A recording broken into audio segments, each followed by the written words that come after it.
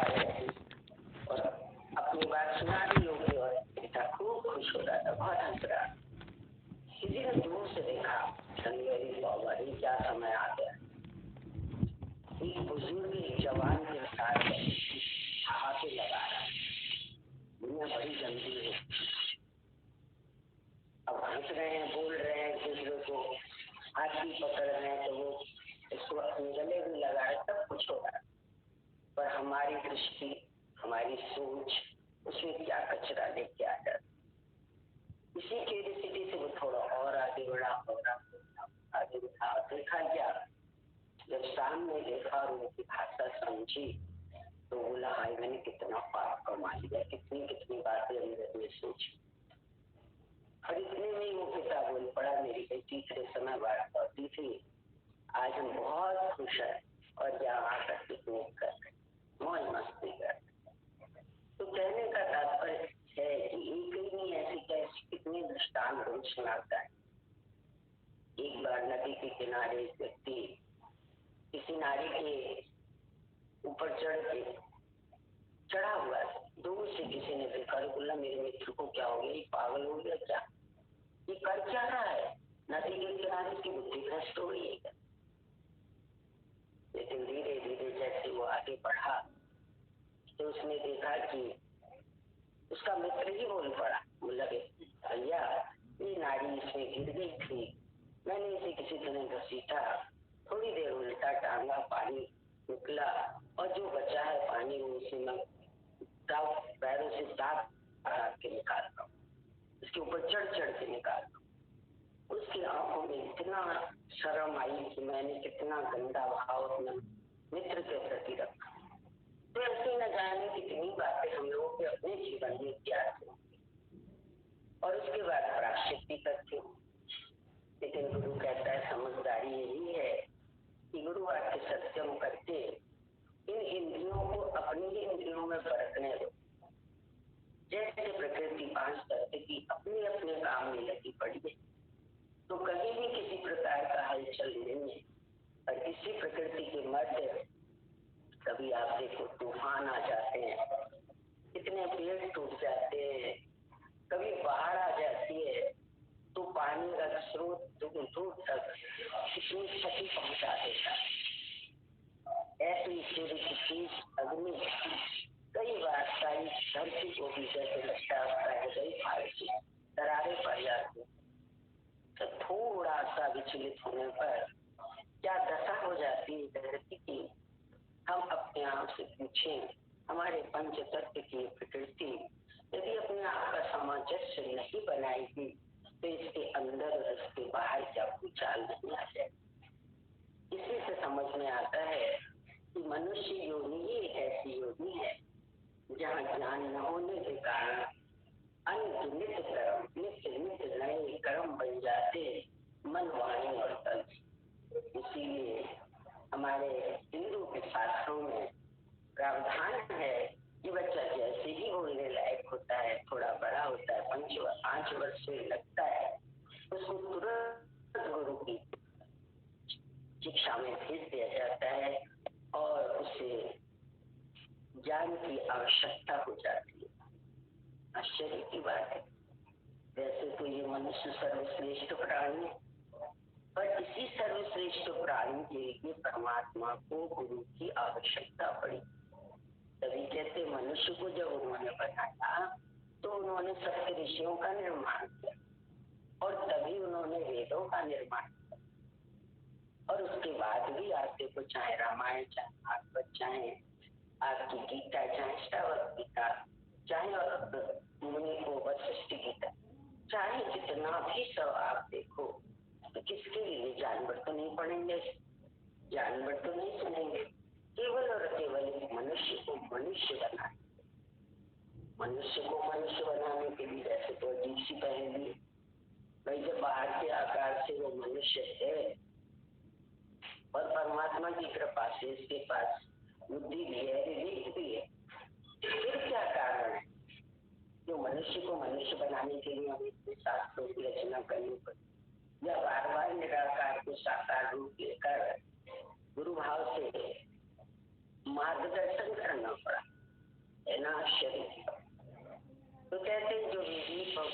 होशियार विवेक का सदुपयोग न होने के कारण भगवान को फिर से साकार होकर इस गुरु को इस मानव को सही मार्ग देने के लिए आना, वो भी हमें सौभाग्य से मिल गया। जब गुरु भी मिल गया, मनुष्य जीवन भी मिल गया, अब क्या देरी और क्या देरी। अब जरूरत सिर्फ यही है कि गुरु वाक्य सत्संग करते हुए हम अपने जीवन को सार्थक करें। भगवान राम के जीवन को पहले प्रकट करके उन्होंने दिखाया कि मनुष्य जीवन मर्यादित कैसे रह सकता है। उन्होंने भी गृहस्थ में प्रवेश किया, पर गृहस्थ की मर्यादा राम जैसी कोई विरला ही निभा पाता। गृहस्थ में है, लेकिन वो ब्राह्मण के साथ बैठा है। बैठा भी राज्य में है, पर राज्य की लालसा से परे है। बैठा भी भाइयों के बीच है, लेकिन कैसा गजब का स्नेह है। आपस में कैसे एक दूसरे के प्रति प्रेम और त्याग की भावना। यदि हम विचार करके देखें तो रामायण हमारे जीवन को कितना सुंदर मार्ग दे, और वही राम समय आने पर कैसे पूरे राज्य का त्याग करता हुआ वनगमन करे। और उसमें भी दिखाया कि मानव जब तेरे वनगमन माने संन्यास की ओर जाना हो, तब तेरा जीवन कैसा होना चाहिए। ऋषि मुनियों का संग करो, उनकी सेवा करो, उनसे प्यार करो, और जड़ चेतन सारी प्रकृति से प्यार करने से कहने कुछ। तभी तो भगवान राम ने प्यार से कहा, बहुत ही भाव से बोला, अरे मैंने तो मेरे मन को वन के सुख की ओर मोड़ दिया। मुझे तो यही से लग रहा है कि वनों में जो सुख मिलेगा, जंगलों में मुझे जो सुख मिलेगा, इस देशाटन में जो मुझे सुख मिलेगा, सुख मुझे यहाँ बैठकर नहीं मिल सकता। तो कैसे उन्होंने दिखाया कि सारे साधु संत बैठकर ज्ञान वार्ता करते हुए, यज्ञ करते हुए, सबके मन को हरते हुए, मैंने सबको प्यार करते। कहीं दिखाया नहीं कि मैं कुछ विशेष वी नथिंग डू नथिंग। देखो तो कैसे प्रेम विभोर होकर सभी के छूट गए।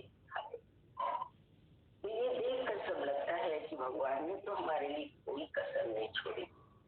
कैसे उन्होंने ये रामायण की रचना करके पूरा का पूरा साकार चित्र खींच दिया कि तुम मनुष्य जीवन में आए हो, तो तुम जहाँ बैठे हो ग्रस्त में हो, तो तुम्हारा जीवन कैसा होना चाहिए, और जब तुम संन्यास्त हो तो तुम्हारा जीवन कैसा होना चाहिए। सच पूछो तो रामायण अपने आप में खुली किताब है, हमारे मार्गदर्शन से। रामायण को पढ़ी, लेकिन सचमुच इसका एक उपचरित जीवन में हम लगा ही ना पाए। जब गुरु जीवन में आया तो उसी में से बोला, तुम लोगों को रामायण बहुत पसंद, खूब पाठ करते हो ना, अच्छी लगती। हाँ भगवान, रुचिकर है, अच्छी लगती, सरल भाषा में। सारे गुण तो हमने बता दी, लेकिन जो उसमें निर्देश करा गया है मानव, भगवान राम को मानव रूप में अवतरित करके जो एक निर्देश दिया, उसे हम लोगों ने कभी ध्यान ही नहीं दिया। उसी रामायण में लिखा हुआ है कि जिस शरीर के साथ तू आया है, इसका एक एक पल विधिवत निश्चित है।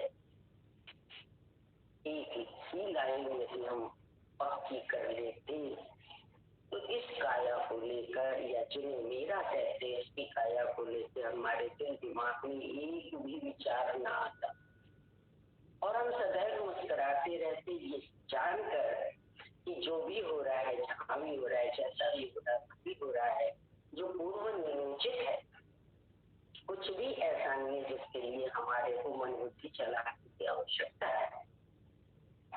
तो वास्तविकता तो ये है कि रामायण ने हमारे जीवन को पूरी तरह से जैसे प्रैक्टिकल जीवन हमारा दिखाया कि मनुष्य जीवन है तो जीवन कैसा होना चाहिए। और उसके बाद जब तुम संन्यास की ओर बढ़े, वैराग्य को धारण करते हो, अपने स्वरूपस्थ होना चाहते, तो कैसी गीता में भगवान ने अर्जुन को आगे रखकर पूरा ज्ञान सुना, और उसे सबसे पहले तुमसे किया कि जिस देह के साथ तू बैठा है, तुमने धारण किए, तो ये देह न था, न है, न होगा। ये तो ब्रह्म स्वरूप है, तो सत्य स्वरूप है। जैसे इसी जीव को सारी जिंदगी जिसके साथ से की चेतनता राम से आई, कभी विचार भी नहीं करा। गुरु ने दृष्टि दौड़ाई कि मूर्ख, तुझ इस शरीर को मैं मान के बैठे तो जड़, वो तो चेतन है और तू चेतनों की जड़ कैसे हो सकता है? यानी बुद्धि जब तुम्हारी थी और संसार की विशेष थी तो वो जड़ है, जड़ता को प्राप्त हो गई। क्यों? क्योंकि इस सृष्टि को रचने वाला रचयिता सृष्टि में पहले से विराजमान है और उसने इसकी रचना बहुत सुंदर और विधिवत की है। तुम्हें इसमें छेड़खानी नहीं करनी है, इसके लिए लिखता। कैसे वो अंदर में दुखी होता है वो के आगे लेके, कैसे भगवान उसको जगाते हैं पगले। ये सृष्टि रचयिता की रचना है, इसमें ये सब पहले से मरे पड़े, तू भी निमित्त मात्र होगा। क्यों? क्योंकि जब जब धर्म की हानि होती है तो परमात्मा किसी रूप में आकर धर्म का अधर्म का नाश और धर्म की जय करता है और तुझे उसने निमित्त मात्र चुना है। ये सब तो होना ही था। अक्सर ये अंदर में आता है ना, यदि वो ऐसा शब्द न बोलती तो दुर्योधन में प्रेम की भावना न होती, यदि दुर्योधन जुआ न खिलाता तो पांडवों में ऐसी भावना होती। बहुत सारी बातें हम लोगों की, और जो ज्ञानवान है, जो पूर्ण जागृत हो, वो क्या कहते हैं, इसी का विधान जाना आने लाओ सही, सीताराम सीताराम सीताराम। सारा का सारा सृष्टि चक्र विधि का विधान है। ऐसा जिसने जाना, जिसने समझा, उसको कहीं एक और बट करने की, शोकाकुल होने की, दुखी परेशान होने की आवश्यकता ही नहीं। और जब ये सारी जागृति आपके पास है तभी आपका वास्तविक शरीर, वास्तविक गुण आप में प्रकट नजर आता है और वो है अशोक रहना तेरा धर्म और प्रेम करना तेरा सुख। अन्यथा मनुष्य संसार को सच मानकर कभी भी अशोक नहीं रह सकता था। और जबकि हमारा धर्म अशोक निधि हम नहीं जानते थे, मनुष्य जीवन पा लिया, जात बिरादरी बना ली, परिवार बना ली, न जानते इतना लंबा चौड़ा खेल खेला। इसीलिए आती है हम लोग उन्हीं धर्मों में फंसते और आपस में कितना ईर्ष्या द्वेष करना से छोटा बड़ा बना पराया बना। कितना आश्चर्य होता है, कितना मूड बालक है ये। एक ज्ञान न होने के कारण इसी मूर्ता की कहानी जितनी लिखो उतनी भी कम। इतना मूड, अति मूड और अति मूड होता ही जा रहा है। कृपा है गुरु की, जो बीच भार में खींच के गुरु ने वहां पकड़ हुआ दिया। मेरे सतगुरु का मेरा जन्म मरण दुख दुख, अब जो है जागृति की जरूरत है। गुरु तो जगा है, सतगुरु तो रोज जगा। तू ही जागेगा। हम आपके तो जाग तो कैसे, इतने फायदे हो गए, इतना चेंज देख रहे। बोला जागा हुआ व्यक्ति उसी को कहा जाता है जिसमें किसी भी प्रकार की कोई गफलत न रह जाए। थोड़ी सी भी गफलत यदि है, थोड़ी सी भी असावधानी दुर्घटना का कारण। जब ये सारे ज्ञान समझ ज्ञान से ये सारा रहस्य समझ लिया, जगत का सृष्टि रचयिता का राज पता चल गया, तब फिर इस मानव जीवन का लक्ष्य क्या हो गया? प्रेम का। सिर्फ और सिर्फ न इसमें कोई बात रहेगी, न देश रह गया, न देश रह गया, न मेरा तेरा, न जन्म न चाहिए बचेगी, सब खलास। न मोह न ममता, कुछ न मेरा, न ये दे मेरी, न सामने कोई मेरा। तो किससे ममता करेगा, किससे मोह करेगा? और ये मोह ममता ही देती की उत्पत्ति और सब प्रकार के अवगुणों को जन्म देती थी। तो जब सब कुछ समझ में आ गया, अब कुछ बचे ही नहीं, तो फिर क्या बचा? प्रेम करना तेरा स्वभाव, यानी तो अपने ओरिजिनल स्वभाव में आ गया। जैसे प्रकृति का स्वभाव है सेवा करना, कहीं गिनती नहीं करती है। दिन और रात 24 घंटे निरंतर सेवा। आश्चर्य की बात है। मनुष्य खा पी के सो जाता है, जैसे श्वासन क्रिया चलती है, पेट की अपनी क्रिया चलती है, मस्तिष्क के अपने कार्य चलते, और इस शरीर कितने आराम से बेसुध होकर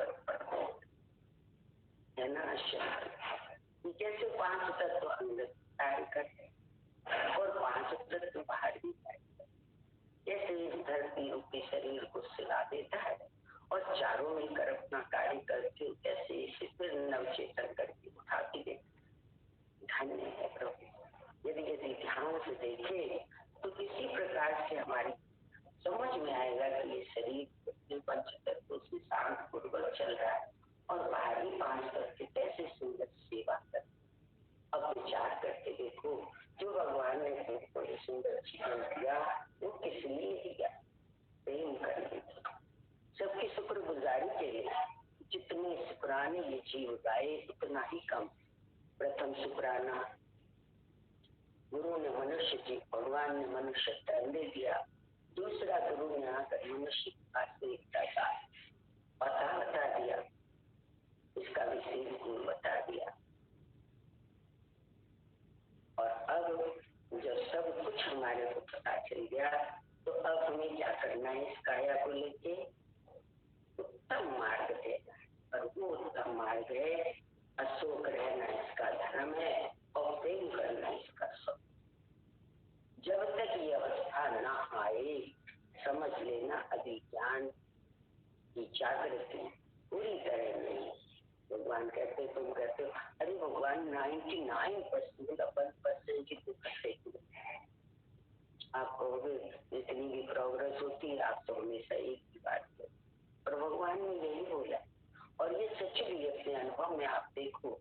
अच्छी खासे हंसते मुस्कुराते गाते गुनगुनाते जीवन जा रहा होता है, एक क्षण में नाम रूप बने और सब कुछ गड़बड़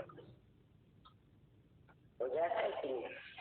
इसलिए बोला तो एक ही तो खतरे की निशानी है। इसलिए जब तक ना हो तेरा पूर्ण मिलन, सोना सोना अब नहीं सोना। मानुष जन्म को गफलत में नहीं आना। बहुत जन्म बिछड़े थे मात्र, पर अब यह जन्म तुम्हारे बार बार अपने आप को ये चाह दो, अशोक रहना तेरा धर्म है। क्योंकि ज्ञान सुनने के बाद समझ में आ गया कुछ होता ही नहीं। ये जमीन चल रही है, आसमान चल रहा है, इसके सारे जहाँ चल रहा है, जब इसके सारे जहाँ चल रहा है कि दिमाग लगाने की जरूरत है। Only to see, not to touch, not to think. इसको लेकर सोचना भी मेरा धर्म नहीं। आराम से करें, जैसी प्रभु इच्छा, जैसी प्रभु रचना, जैसी उसकी वो जो चाहे वही हो रहा है। इसलिए क्योंकि मेरा प्यार उससे है इसलिए मुझे भी हाँ जी हाँ बहुत अच्छा, यानी मेरा कार्य केवल very good very good very good, nothing bad. आपकी बात समझ में? जो जीवन वास्तव में गुरु कृपा से हमें प्राप्त हुआ है, अभी तक तो जीवन कहाँ था? अभी तक तो पशु जीवन था, मुर्गों की तरह जी रहे थे, रोज रो रहे थे रोज का। ये गुरु कृपा से आज हमें अपना जीवन प्राप्त हुआ। मनुष्य जीवन का वास्तविक जो वैल्यू है वो पता चली, कीमत पता चली। अन्यथा तो हम इसे कैसे विचार करके देखो, जरा अपनी अपनी मछाली से याद करो तो इस उत्तम जीवन का हम कैसा दुरुपयोग करते, विषय भोगों में फंसाकर, गंद कचरे में ले जाकर अपना जरा सी छल के पीछे देखो, काम क्रोध लोभ मोह अहंकार से कैसे इसको गंद से भर रखा, अपने से अपने आप में लगे वाली पापा चाहते।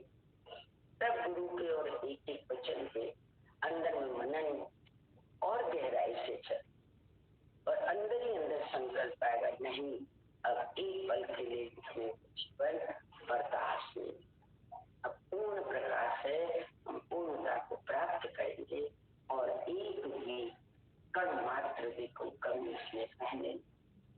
तो बोला यही तो चाहता है, यही तो चाहता है भगवान। ये किसी भी तरह से एक छोटी सी कहानी याद आती है। भगवान कहते हैं तितली का जन्म जब होता है, तितली का अंडा होता है और जब वो अंडा होता है तो वो सिया जाता है और जब वो अंडे में से तितली निकलनी होती है तो कहते बहुत उसके अंदर हलचल, बहुत ही अंदर से ऐसे ऐसे ऐसे करती है।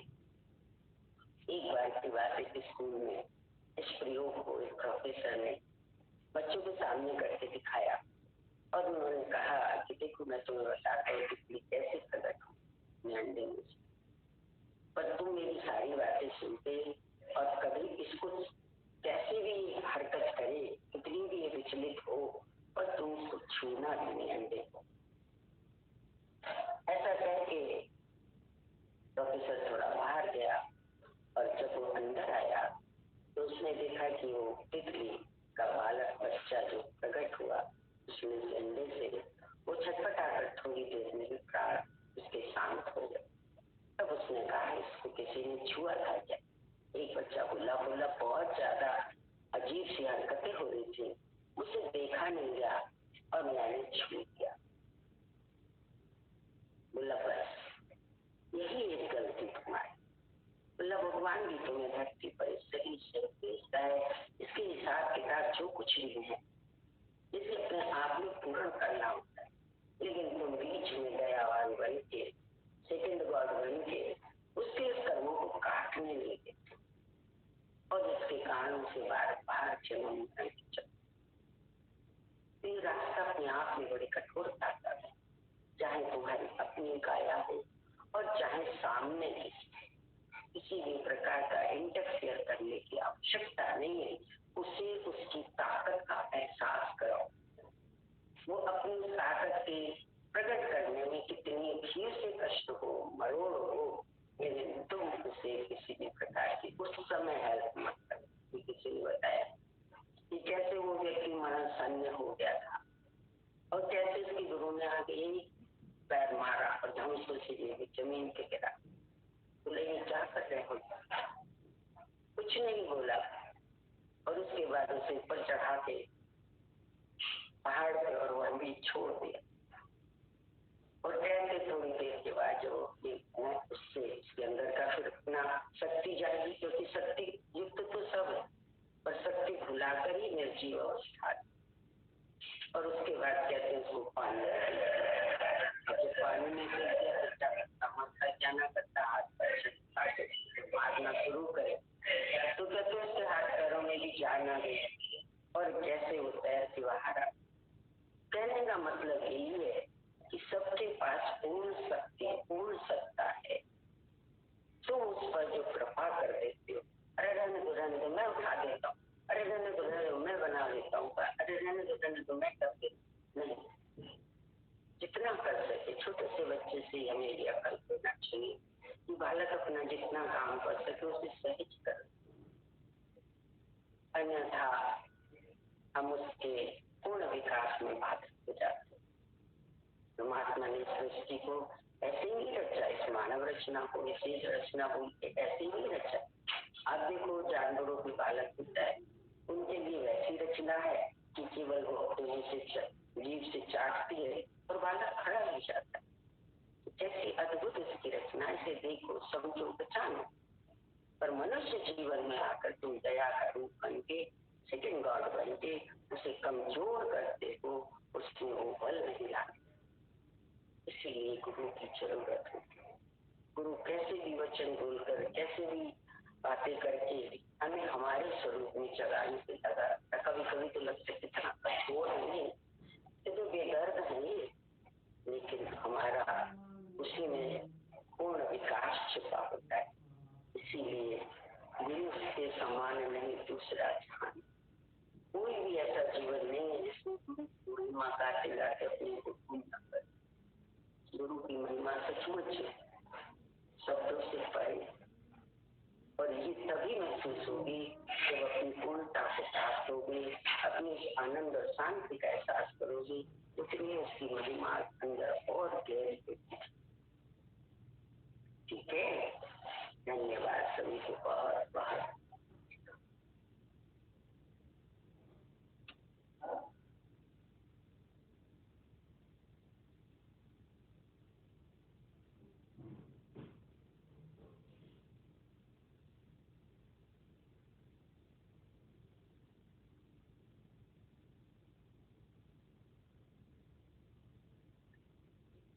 हरिओम सभी प्रेमियों को।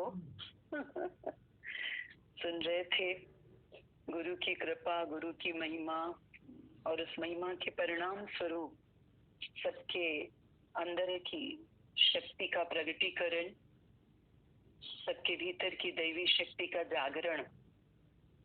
आज देखो गुरु के पास आकर के हम सब अनुभव करते हैं कि हमारी सोई शक्ति जागी है। शक्ति तो पहले भी थी, पर गुरु की कृपा से जागी। गुरु के संयोग से कैसे अनुभव करते हैं कि उन्हीं बातों में जिनमें हम इतने कमजोर हुआ करते थे, सोच के भी कांपते थे, कल्पना भी नहीं कर पाते थे, आज वो सब घटनाएं, परिस्थितियां, बातें जीवन में घटित होती। सारे परिवर्तन घटित होते हैं, लेकिन जीवन में इतना संतुलन है, इतनी स्थिरता है, इतना अंदर से सीखता है मन, हर बात से सीखता है, शुक्रानों में रहता है। ये कैसे परिवर्तन आया? यही गुरु की कृपा है, सत्संग के देव की कृपा है, जिसने हम सबके अंदर से पूरा परिवर्तन किया।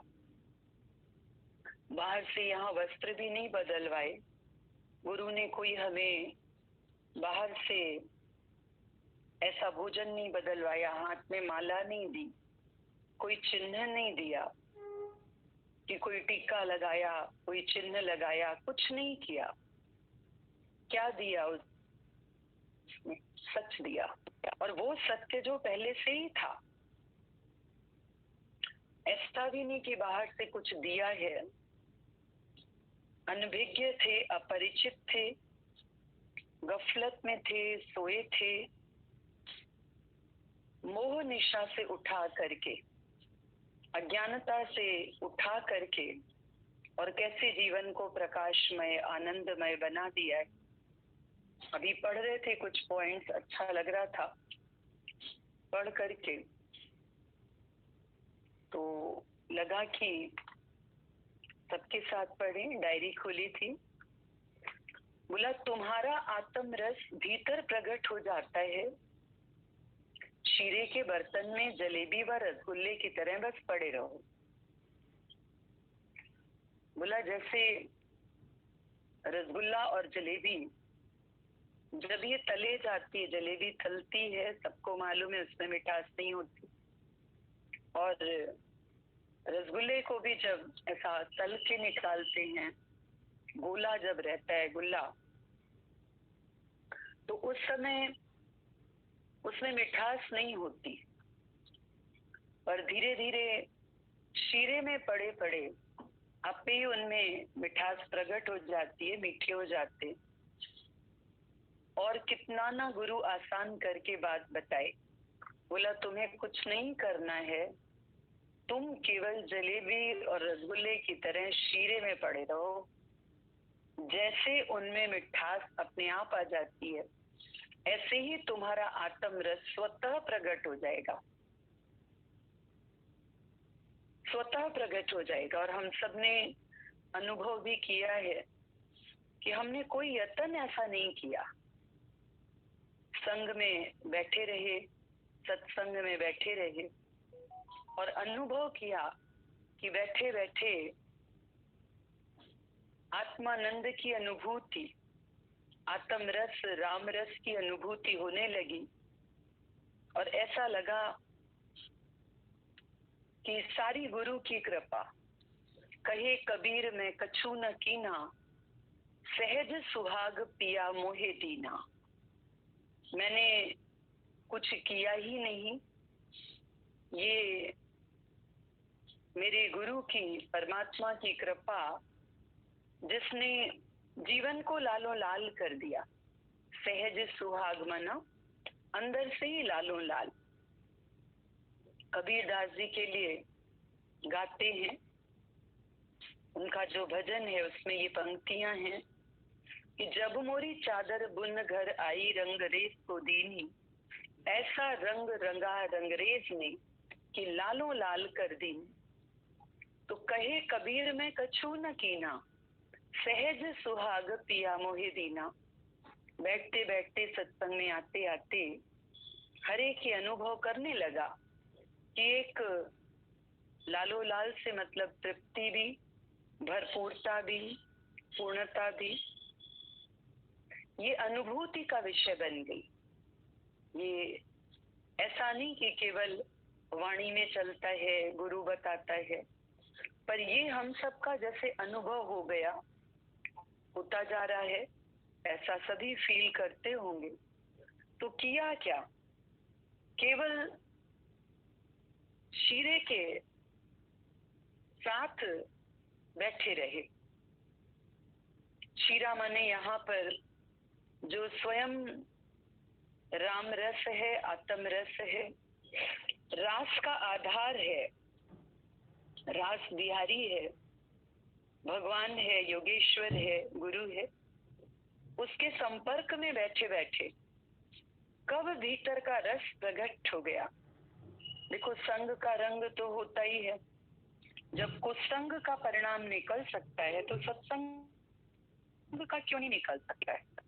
कई बार लोग कहते हैं आपके सत्संग है क्या, बातें ही तो चलती हैं, कोई योग साधना, कोई अभ्यास, कोई ऐसा कर्म कांड कुछ भी तो नहीं कराते। क्या है, कुछ भला करवाएं, समाज सेवा, कुछ तो बाहर से कर्म भी बताएं ना, कुछ तो होता ही नहीं है। विवेकानंद से ही एक बार बोला क्या तुम ये बस लेक्चर करते हो, उससे क्या हो जाएगा, कोरे शब्दों से क्या हो जाएगा। तो उन्होंने प्रश्नकर्ता को ऐसे ही शब्दों से संबोधित कर दिया, कुछ गधा और कुछ इस प्रकार का बेवकूफ। तो वो उत्तेजित हो गया, बोला क्यों, आप क्यों उत्तेजित हो गए, कोरे शब्द ही तो थे ये। बोला क्या बात करते हो, तुमने ऐसा बोला। बोला जब ये शब्द आपको उत्तेजित कर सकते हैं तो क्या वाणी के शब्द अज्ञान को दूर करके भीतर के ज्ञान को नहीं प्रकट कर सकते। शब्द की महिमा है, तो भले ही वाणी के माध्यम से हम सब ये अनुभव करते हैं कि जीवन में जो यात्रा हो रही है, कहाँ से चले थे और कहाँ पहुंचते जा रहे। दुनिया में लोग गाते हैं ये कहाँ आ गए हम यूं ही साथ चलते चलते। हमें तो लगता है केवल गुरु के संग चलते चलते ही हम वहां पहुंच जाते हैं जिसके बारे में सुना भी नहीं था, समझा भी नहीं था, कल्पना भी नहीं की थी। अनुभूति तो बहुत दूर की बात है। चलो सखी उस देश जहां पिया बसे हमारो, मिट जाए सारे कलेश जहां पिया बसे हमारो। अंदर का कलह कलेश जैसे सब शांत होता जाता है। शांत भय सब शांत भय, तुझ में पूर्ण विराम। अंदर से ही पूर्ण विराम आता जाता है, हर बात में पूर्ण विराम आ जाता है। अभी रोज ही सुन रहे हैं, चुप आ जाती है, मौन आ जाती है। न केवल मुख की, समस्त इंद्रियों को मौन आ जाता है, चुप आ जाता है। कैसे व्यर्थ देखने का मन नहीं होगा, व्यर्थ सुनने का मन नहीं होगा, फिर व्यर्थ बोला भी नहीं जाएगा। अपने आप ही शांत भय सब शांत भय और तुझ में पूर्ण विराम। आप देखो, जब कोई चीज आप पीते हैं तो उसके साथ बोल नहीं सकते। ऐसे तो राम रस को पीने में मगन हो जाएगा ये मन। अभी क्या बोले, मन मस्त हुआ, अब क्या बोले। तो ये राम रस जो हमारा ही अपना है, गुरु की कृपा से प्रकट हो जाता है। वही ये बात अच्छी सी लगी। बोला तुम्हारा आत्म रस भीतर प्रकट हो जाता है। शीरे के बर्तन से, शीरे के बर्तन में जलेबी व रसगुल्ले की तरह बस पड़े रहो। दूसरा पॉइंट है, अगर तुम दुखी सुखी होते हो तो दादा के बच्चे तो नहीं हो। फिर लिखा है जाओ। अगर तुम दुखी सुखी होते हो तो तुम दादा के बच्चे तो नहीं हो, जाओ। सच्ची बात है कि जैसा पिता हो वैसी ही संतान होनी चाहिए। दादाजी की ऐसी निष्ठा, ऐसा तो ज्ञान, ऐसा तो अद्वैत, ऐसा तो निर्द्वंद समाधि, और उनके बच्चे हो करके यदि हम द्वंद्वी जोड़ों में पड़े रहें, जरे सुखी जरे दुखी, जरा सी बात में दुखी हो जाते हैं, कुछ भी ऐसा मन मुआफिक ना हो, फिर देखो कहाँ गई मस्ती, हलचल में आ जाते हैं, उलझ जाते हैं, चित्त चलायमान हो जाता है, विचलित हो जाता है। कह सकते हैं दुख बना ही नहीं है, जगत बना ही नहीं है। दादाजी कहते थे तुम विचार करो, मेरे सामने बैठ के विचार करो और मुझे बताओ कि कौन सी ऐसी परिस्थिति आएगी जो तुम्हारी आंख में आंसू आएंगे। अभी बात करो। क्यों? क्योंकि आज ही तुम तैयारी कर लो हर बात की। जब तुम्हारी तैयारी हुई रहेगी, फिर भले कोई भी बात आए तो पहले से ही तैयारी है। जिसकी तैयारी एग्जाम में होती है, आप देखो एग्जामिनेशन हॉल में वो कच्चा पड़ता है, कमजोर पड़ता है। जिस राष्ट्र में सेनाएं पहले से ही तैयार हैं, भले शत्रु पक्ष अचानक युद्ध की घोषणा कर दे तो भी वो परेशान नहीं होते। Pre warned is pre armed. और यहाँ तो बोला वार्निंग भी ना हो, आर्मी रेडी है, अवेयरनेस है, सुजागी है, निष्ठा है, तो भले ही कोई भी बात आ जाए। तो ऐसी तैयारी है, ऐसा हमारा निश्चय है, तो नहीं तो लजाएंगे पिता को। बोला पूत तो हो पिता जैसा, और नहीं तो सभी जानते, मता गुरु के लजाई, मता पाण के लजाई, गाल थई ऐंजी मता चर्चो बन। क्योंकि दादाजी कहते थे तुम्हारी गलतियों की सजा वो मुझे भुगतनी होती है। तो हम यदि भूल करते हैं, भूल कौन सी? अपने स्वरूप को भूलना, उसके बाद तो भूलों की लाइन लग जाती है। तो वो भूलों की सजा बोला गुरु ने मुझे भुगतनी पड़ती है। तो कभी विचार करें कि गुरु को क्या हम तकलीफ में लाएंगे? और तकलीफ तो उसको होती जब वो देखता है कि ज्ञान की निष्ठा नहीं, ये दुखी सुखी हो रहे हैं, अशांत हो रहे हैं, इनका मन भटक रहा है, तो उसे जो तकलीफ होती है वो सजा से कम थोड़ी होती है। तो अंदर से ये संकल्प उठाओ, ये बीड़ा उठाओ, दादा के गुरु के बच्चे हैं हम, तो कैसा होना चाहिए हमारा जीवन। अंदर से ये गाते हुए आगे बढ़ो, ये हमें रास्तों की जरूरत नहीं, हमें तेरे कदमों के निशान मिल गए, और उसके पद चिन्हों पे चलते हुए अपने लक्ष्य तक पहुंचो। ठीक है, आगे बताया, बोला गुरु तुम्हारे लिए श्रम करने को तैयार है, नाव लेके खड़ा है, पर तुम अपना पुरुषार्थ करो, किनारा तो करो माया से। बोला गुरु तुम्हारे लिए श्रम करने को तैयार है, नाव लेकर के खड़ा है। बोला लेकिन तुम किनारा तो करो, किनारों से किनारा तो करो। हम किनारा छोड़ना ही ना चाहें, और नाव लेके नाविक खड़ा है तो उस पार कैसे ले जाएगा? आखिर ये निर्णय तो हमें ही लेना होगा। किनारों से किनारा कर। बोला ओम का नाम ले करके तो दुनिया से किनारा कर। अरे किनारे छूट जाते हैं, किनारों का भरोसा क्या? उलझ मत दिल बहारों में, बहारों का भरोसा क्या?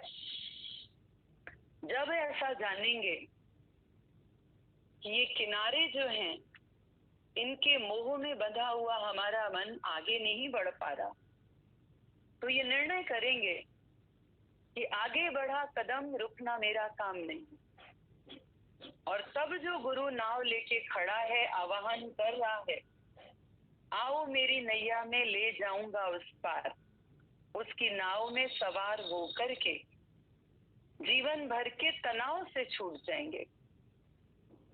अपने को खुद सताया है, अपने जीव भाव के कारण, अभिमान के कारण मुखिया बन के दुखिया है ये जीव।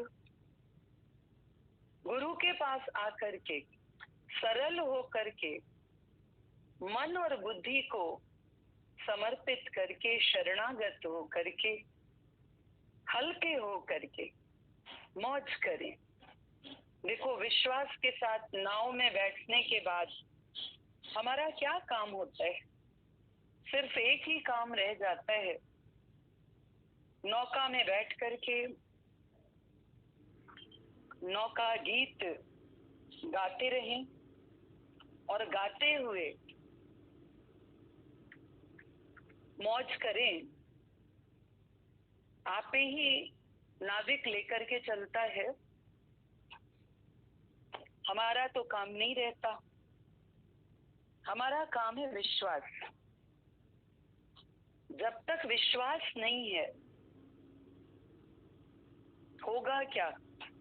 कहीं ना कहीं नाव में भी उछल कूद करेंगे, हलचल करेंगे। कभी बैठे होंगे नाव में तो पता होगा नाव में बैठने की मर्यादा क्या होती है। नाविक क्या कहता है? नाविक का कहना होता है कि नाव में बैठ गए हो तो हलचल नहीं करो। यदि तुमने हलचल करी और नाव डगमगाई तो सभी का नुकसान हो जाएगा। नाव की उपमा क्यों दी गई? क्योंकि नाव में बैठने वाला विश्वासी भी होता है, समर्पित भी होता है। इतना समर्पित कि वो कहीं से भी हलचल नहीं करता है। तो देखो, जीवन में यदि हलचल है, अभी भी बुद्धि चल रही है, तो समर्पण नहीं है। फिर नाव होते हुए, नाविक होते हुए भी कैसे किनारा मिलेगा ना? उस पार जाना है तो इधर के किनारे का मोह तो त्यागना होगा। मन कहता है दोनों मिल जाए, ये छूटे ना और वो प्राप्ति हो जाए। ऐसा संभव है क्या?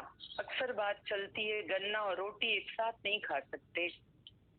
एक को चबा करके निगलना होता है और गन्ने को चूस करके थूकना होता है। दोनों तरफ चलने का ख्याल ये नादानी है, अज्ञानता है। अपने अंदर की शुद्ध वैराग्य वृत्ति को जगाएं, जागृत हो जाएं।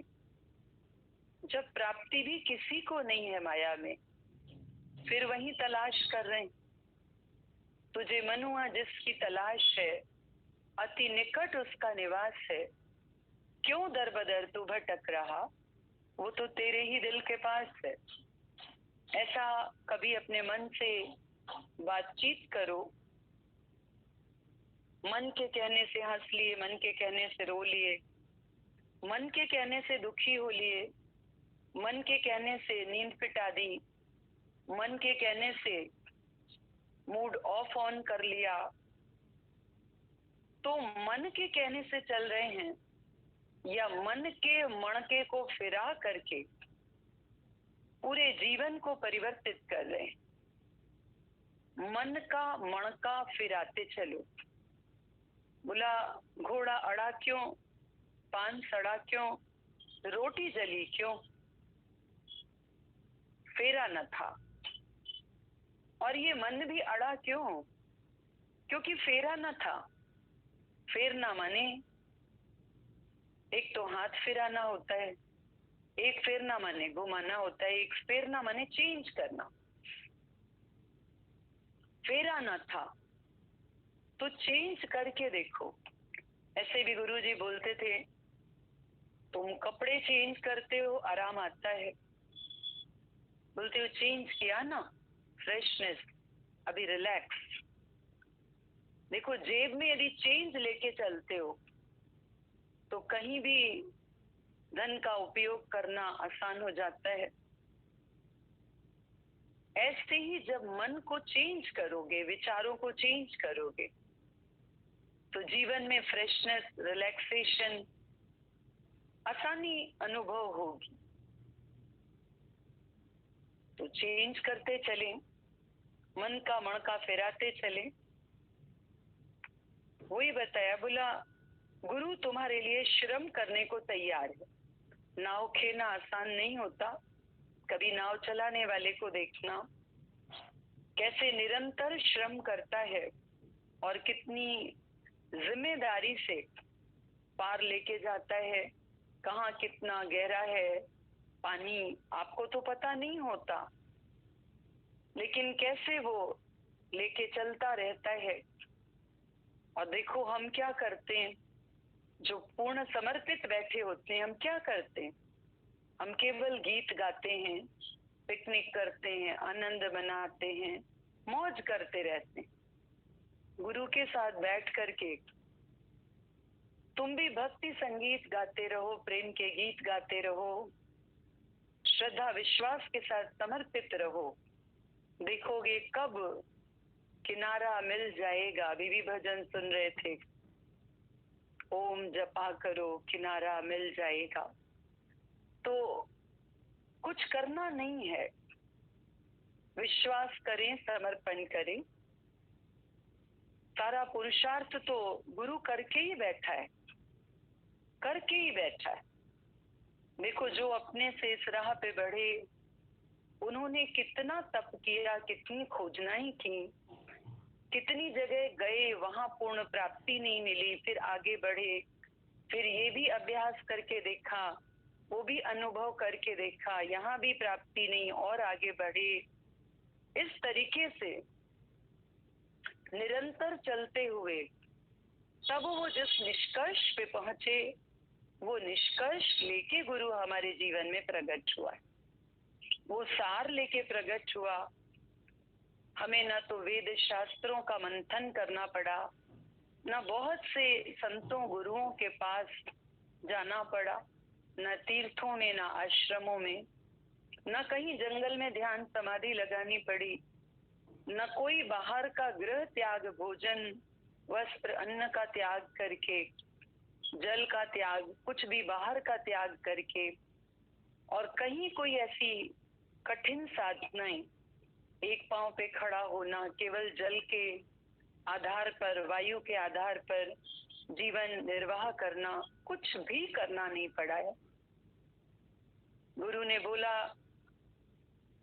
ये मन ही भटकन का कारण है और तुमको मन का साक्षी होकर के, स्वामी होकर के बैठना है, जो तुम पहले से ही हो,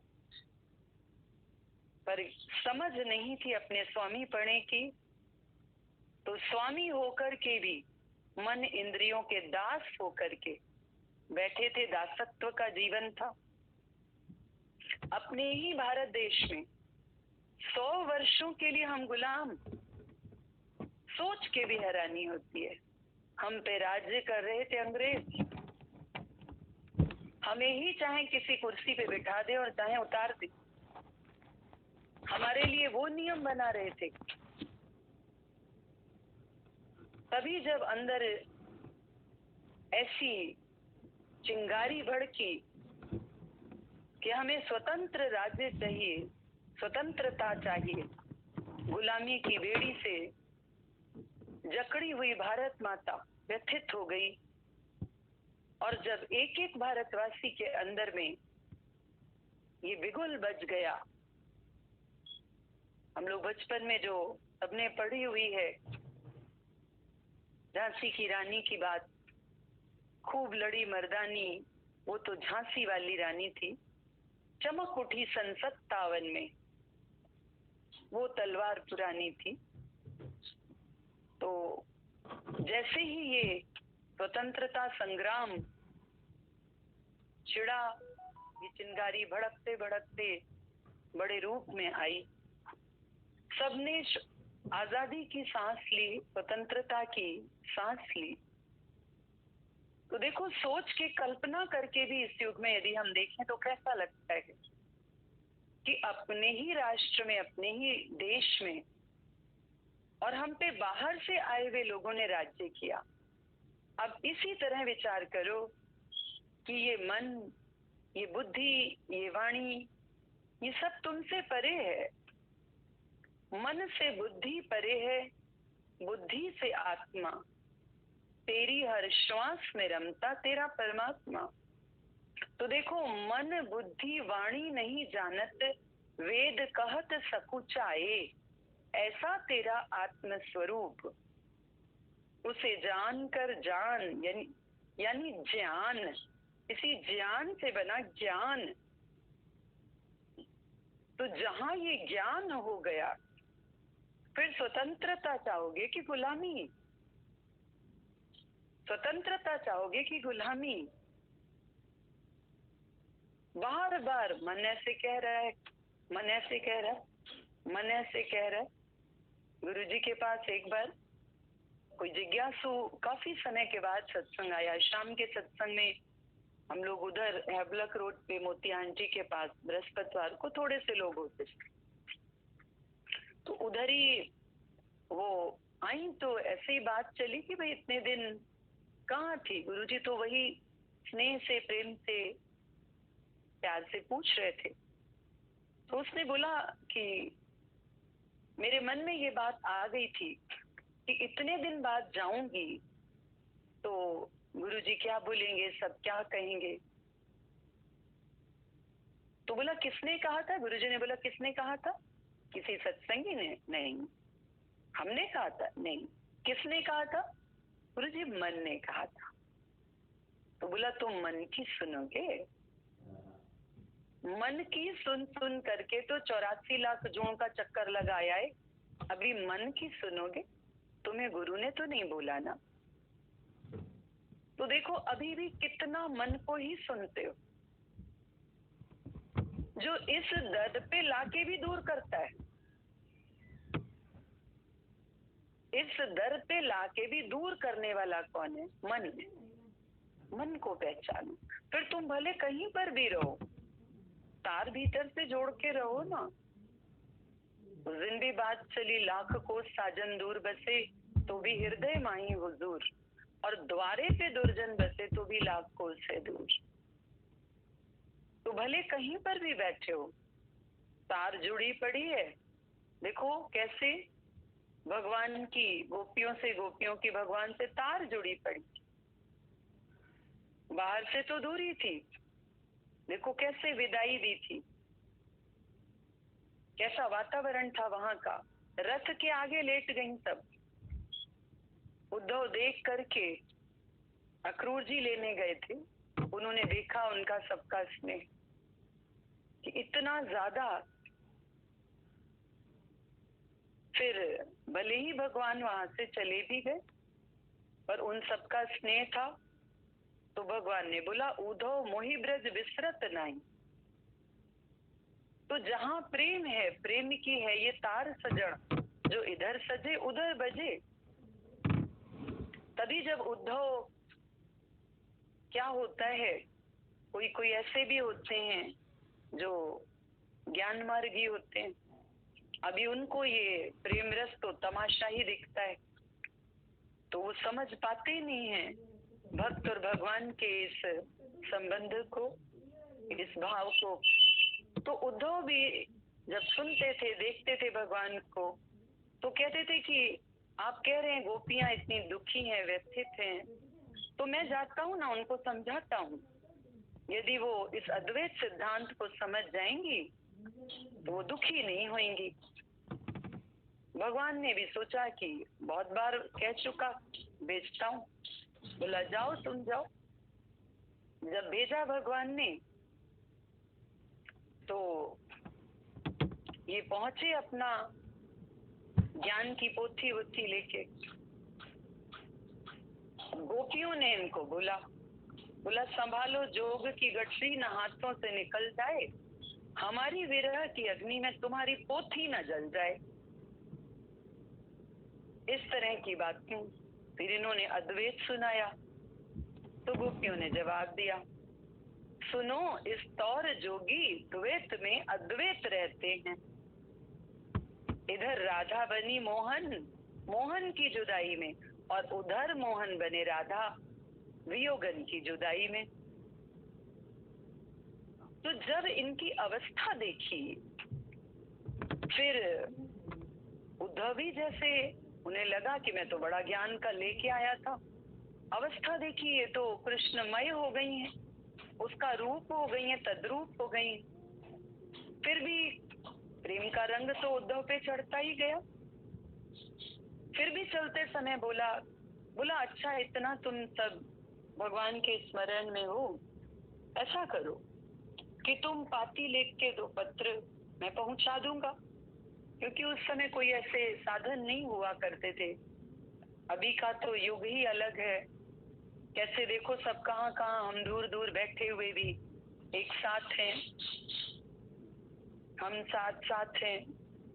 सब वाणी से, भजन से, प्रेम से, गुरु प्रसाद से कैसे लाभान्वित हो रहे होते हैं। और अभी तो पत्र वाहक की भी आवश्यकता नहीं, जो भी वॉइस रिकॉर्डर में आप बोल के भेजते हो तुरंत पहुंचता है, टाइप भी करने की जरूरत नहीं, और टाइप करते हो व्हाट्सएप पे तुरंत पहुंचता है। तो देखो, अभी की तो बात ही बहुत अलग है ना। लेकिन वो कितने विरह में, वियोग में रहती हुई, असुवन जल सींच सींच प्रेम बेली बोई, ऐसी अवस्था थी उनकी। और जब बोला कि भला तुम पत्र ही लिख के दे दो, तो क्या बोला उन्होंने बोला, अरे भाई, पत्तियां तो तब लिखाएं जब कोई होए विदेश। पत्तियां माना पत्र, पत्तियां तो तब लिखाएं जब कोई होए विदेश। तन में, मन में, नैन में कहाँ लिखे संदेश, ताको कहाँ संदेश, जो हमारे तन में, मन में, नैन में समाया हुआ है, वो है ही नहीं दूर जो हम पत्र लिखें। पत्र तो तब लिखा जाता है जब कोई दूर हो। ऐसी उनकी अवस्था, प्रेम भी है, पीड़ा भी है, व्याकुलता भी है, विरह भी है, एक रूपता भी है, निरंतर मिलन भी है, तद्रूप भी है। हैरान हो गया उद्धव। और जब वहां से निकला तो वो ब्रज रज में लोट पोट करके आया। भगवान ने आने पर देखा, बोला ये क्या, गया तो था बड़ा ऐसा बन के, ज्ञानी बन के, मैं समझा के आऊंगा, सिखा के आऊंगा। तो मुस्कुरा रहे थे भगवान, तो जाने भेजा भी इसीलिए था। ज्ञानी पने का उसका थोड़ा जो अहम था, वो गलित करने के लिए भेजा था कि तुम देखो भक्ति रस में भी कैसे भीगा हुआ भक्त भगवान में समा जाता है, भगवान का रूप हो जाता है। कैसी तो तार जोड़ के बैठी हैं। देखा जाए तो घर गृहस्थ वाली गोपियां, पर सबके मध्य रह करके भी उनकी भीतर की तार कहाँ जुड़ी हुई थी? कृष्ण से जुड़ी थी। मिले तार से तार, क्यों ना मिले कन्हैया, होवे सच्चा प्यार। तो देखो, अंदर का तार जोड़ के बैठे हैं, तो वो तो तार ही देगा ना। वही बताया इसमें कि गुरु तुम्हारे लिए श्रम करने को तैयार है, नाव लेके खड़ा है, पर तुम अपना पुरुषार्थ करो, किनारा तो करो माया से। तो ये पहचान भी गुरु ही देता है, माया क्या है। नहीं तो हम तो, चूंकि चारों तरफ वही वातावरण होता है, मोह का, आसक्ति का, लिप्तता का, वही विषय रसों की भटकन, वही इच्छाएं कामनाएं, वही दुखी सुखी होना, तो जानते हैं कि यही जीवन है और ऐसे ही जिया जाता है। पर गुरु की कृपा से जब भीतर की माया से परिचित हुए तो माया रहित होकर मायापति के संग में मिलकर के एक हो जाते हैं। आगे इसमें बताया, बोला रामकृष्ण परमहंस को किसी ने लाकर उन्हीं की तस्वीर भेंट की तो उन्होंने उसी के चरण छू लिए। सब हंसे कि ये क्या? बोले माँ का ही तो चरण स्पर्श किया मैंने, क्योंकि मुझे माँ ही दिखती है हर रूप में। ये है भक्ति, भक्ति की पराकाष्ठा। वो काली माँ के उपासक थे और ऐसी तो उपासना की, ऐसी तो भक्ति की कि आपा ही बिसर गया। और स्वयं उनके ही फोटो को जब उनके सामने रखा गया तो उन्होंने चरण स्पर्श किए। उन्हें उधर भी माँ के ही दर्शन हो रहे थे। जब ऐसी अवस्था हो, देखो फोटो में, डीपी में या ऐसे अच्छा लगता है ना लगा हुआ, राधा झांक रही है सरोवर में, लेकिन उधर कौन है? उधर कौन है? उधर कृष्ण है। क्योंकि राधा शरीर है लेकिन अंदर वो कृष्णमय है, इसलिए कृष्ण ही सामने प्रतिबिंबित हो रहा है। राधा बची ही नहीं, रामकृष्ण बचे ही नहीं, बची ही माँ, काली माँ। जानत तुम ही हुई जाएगी तद रूप। फिर बताओ, जब तुम नहीं होंगे तुम्हारा मन कहाँ होगा, बुद्धि कहाँ होगी, तुम्हारा सोच क्या अलग होगा, क्या प्रश्न होंगे? कुछ बचेगा?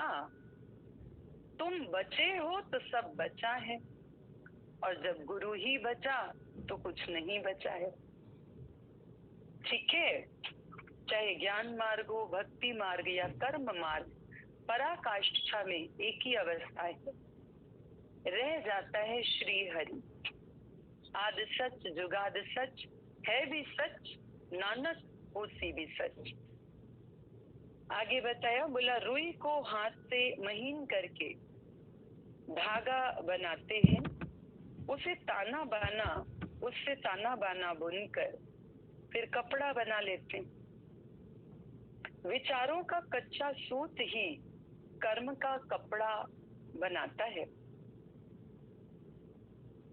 बात समझी? बोला जो कॉटन होती है, रुई होती है, उसको हाथ से महीन करते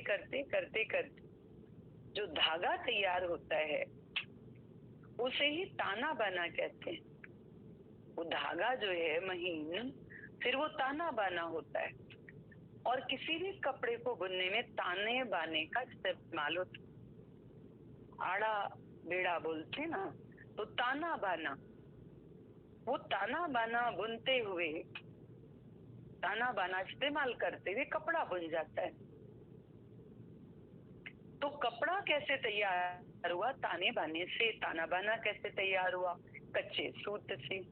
तो बोला जो तुम्हारा चिंतन है वो कच्चा सूत है, और उसी के आधार पर तुम्हारे कर्म है। जैसे विचार वैसा आचरण। As you think so you become. तो कच्चा सूत ही कपड़ा बनता है, यानी विचार ही आचरण बनाते हैं।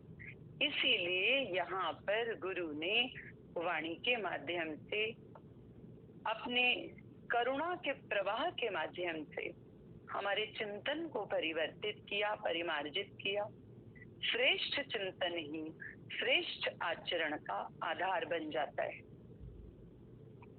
तभी विवेकानंद ने जब उनको प्रैक्टिकली सिखाया कि जब कड़वे तीखे शब्द ये तुम्हें प्रभावित कर सकते हैं, वाणी के ये स्वर प्रभावित कर सके, तो गुरु वाणी प्रभावित करते हुए पूरे जीवन को प्रकाशित क्यों नहीं कर सकती? तो हम लोगों का सौभाग्य है जो हमें ऐसा पूर्ण गुरु मिला जिसने तत्व दिया। ऐसे तत्वज्ञानी तत्ववेत्ता को पा करके मन बस स्तुति करता है, महिमा गाता है, शुक्रानों में डूब जाता है। कुछ भी भेंट नहीं कर सकते ना। क्या करूं गुरुदेव की भेंट, न वस्तु दिसेती हूँ लोकन में। ब्रह्मानंद समान न होए कभी, धन माणिक लाख करोड़ दिया। ओ मेरे सतगुरु दयाल सतगुरु, क्या तुमने मुझको नहीं दिया है?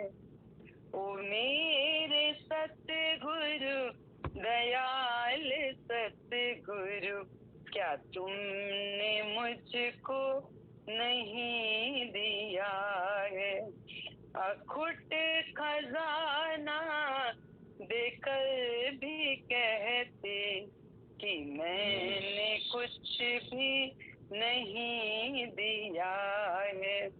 अखुट खजाना देकर भी कहते कि मैंने कुछ भी नहीं दिया है। ओ मेरे सतगुरु दयाल सतगुरु, क्या तुमने मुझको नहीं दिया?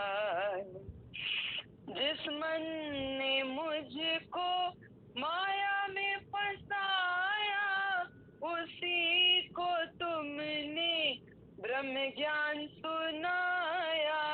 जिस मन ने मुझको माया में फंसाया, उसी को तुमने ब्रह्म ज्ञान सुनाया। जो राज करता था पहले मुझ पर, जो राज करता था पहले मुझ पर, उसी को नौकर बना है। जो राज करता था पहले मुझ पर, उसी को नौकर बना दिया है। ओ मेरे सतगुरु दयाल सतगुरु, क्या तुमने मुझको नहीं दिया?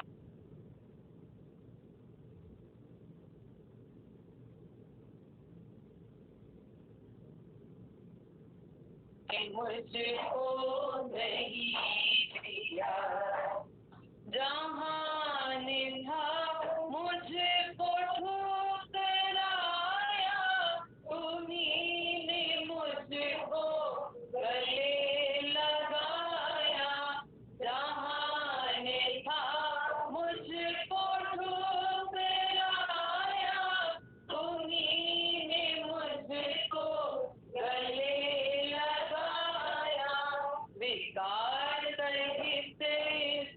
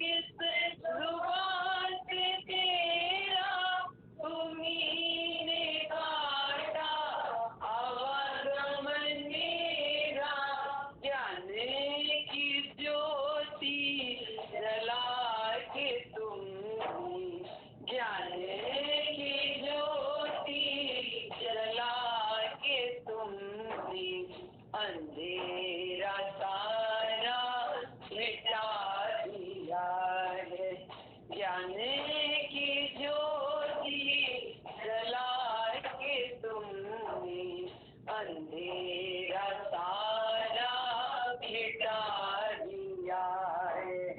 ओ मेरे सतगुरु दयाल सतगुरु, क्या तुमने मुझको नहीं दिया? जन्म जन्म के ओ मेरे साथी, मैं ना समझा तेरी बातें।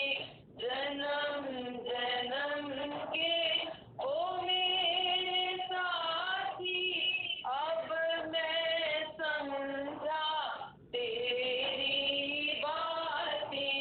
तेरे मेरे का भेद मिटा कर, तेरे मेरे का भेद मिटा कर, अपने में मुझको मिला लिया है। तेरे मेरे का भेद मिटा कर, अपने में मुझको समा लिया है। ओ मेरे सतगुरु दयाल सतगुरु, क्या तुमने मुझको नहीं दिया? स्वधर्म का पालन तुमने कराया, अशोक रहना तुमने सिखाया।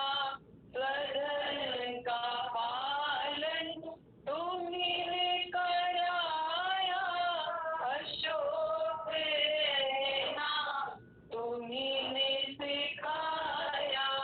बेगमपुरी की शहंशाही देकर, बेगमपुरी की शहंशाही देकर, आनंद स्वरूप बना दिया है। बेगमपुरी की शहंशाही देकर, आनंद स्वरूप में टिका दिया है। ओ मेरे सतगुरु दयाल सतगुरु, क्या तुमने मुझको नहीं दिया है? अखुट खजाना फिर कर भी कहती कि मैंने कुछ भी नहीं दिया है। हरिओम सभी प्रेमियों को।